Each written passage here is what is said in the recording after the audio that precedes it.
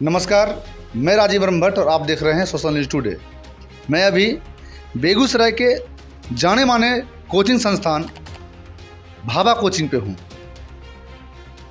और मैं अभी आपको एक महान शिक्षाविद राज सर से मिलवाता हूँ। हालांकि ये परिचय के मुहताज नहीं है और मैं ज़्यादा परिचय देना भी नहीं चाहता हूँ, नहीं देना ही अच्छा होगा।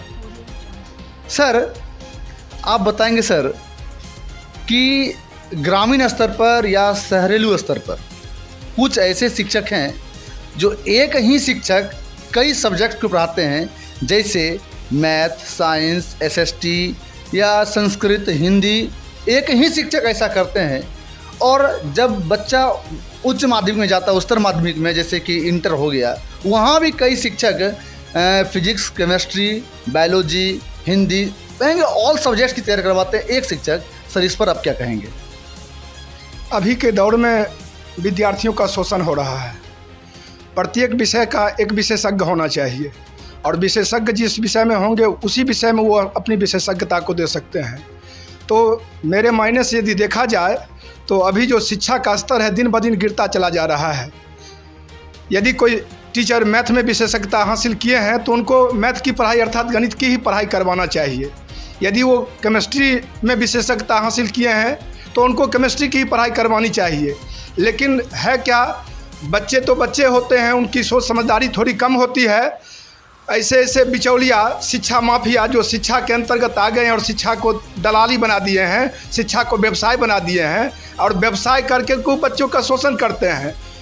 जिस बच्चे का हम समय 2 साल 4 साल यदि इस तरीके से नष्ट कर देते हैं तो उसकी ज़िंदगी बुझिए नष्ट हो जाएगी। पैसा तो किसी तरीके से कमाया जाता है, लेकिन बीते हुए लम्हों, बीते हुए समय को वापस नहीं लाया जा सकता है।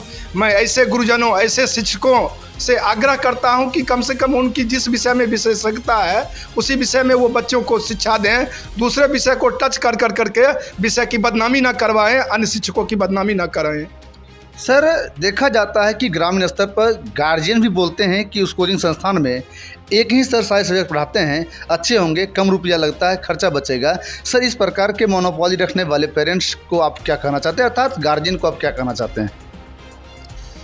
ऐसे अभिभावक जो ये सोचते हैं कि एक ही शिक्षक सब कुछ या सब विषय बता देंगे, यदि ऐसा होता तो जो नाक का डॉक्टर हैं वही पेट का इलाज कर लेते, जो पेट का डॉक्टर हैं वही हड्डी का जोड़ तोड़ का इलाज कर देते। तो ऐसा संभव नहीं होता है। उन गार्जियन से, उन अभिभावकों से मेरी अपील है कि कम से कम अपने बाहर दुनिया को निकल करके बाहरी दुनिया को देखें और जाकर के देखें कि शिक्षा की गुणवत्ता क्या होती है जब कोई विशेषज्ञ पढ़ाते हैं तब, और जब कोई ऐसे ही बिचौलिया पढ़ाते हैं तो शिक्षा की विशेषज्ञता क्या होती है तब पता चलेगा।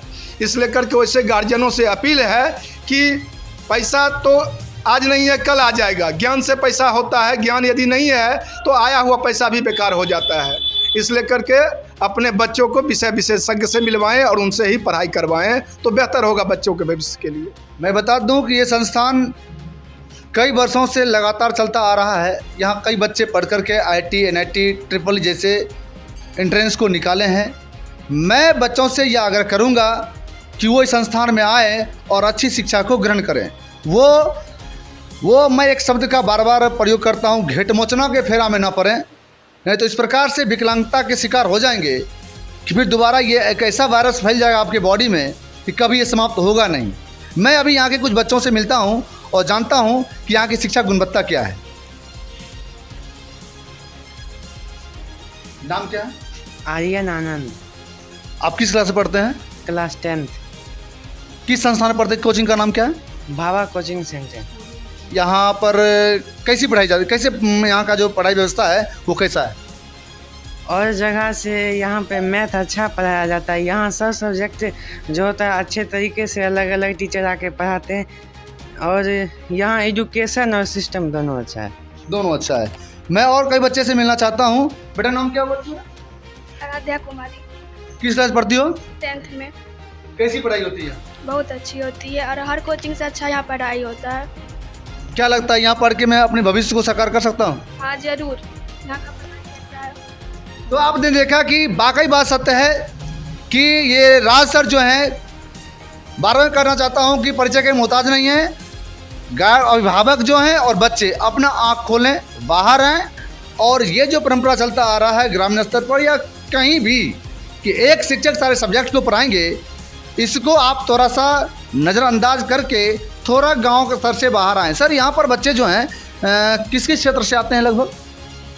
यहाँ बच्चे बलिया से, साहेबपुर कमाल से, चौकी से, सातपुर से, हरदिया से, मनसेरपुर से, भगतपुर से, शाहपुर से, बिशनपुर से, बरौनी से, तेघरा से, खम्हार से, यानी बेगूसराय के इर्द गिर्द लगभग सभी क्षेत्रों से बच्चे, तमाम क्षेत्रों से बच्चे यहाँ। अच्छा सर, क्या बच्चे ट्रेन से भी आ जाते हैं क्या, ट्रेन से पढ़ने? प्रत्येक दिन लगभग हजारों के तादाद में बलिया क्षेत्र से बच्चे ट्रेन से आते हैं और पढ़ करके जाते हैं, और विभिन्न विषयों में अलग अलग ढंग से पढ़ कर करके विशेषज्ञता हासिल करके जाते हैं। मैं बता दूं अपने दर्शक को कि बच्चे साहेबपुर कमाल स्टेशन से या बेगूसराय के तमाम क्षेत्रों से साइकिल हो या ट्रेन हो या जिस साधन से आ सकते हैं वो आते हैं और प्रतिदिन शिक्षा ग्रहण करके घर जाते हैं। मैं गार्जियन से बार बार ये कहना चाहता हूँ कि अपने बच्चों के भविष्य को थोड़ी सी आर्थिक स्थिति के अभाव में धूमिल ना करें। धन्यवाद। आप देखते रहें सोशल टुडे। मैं राजीव ब्रह्मभट्ट। नमस्कार।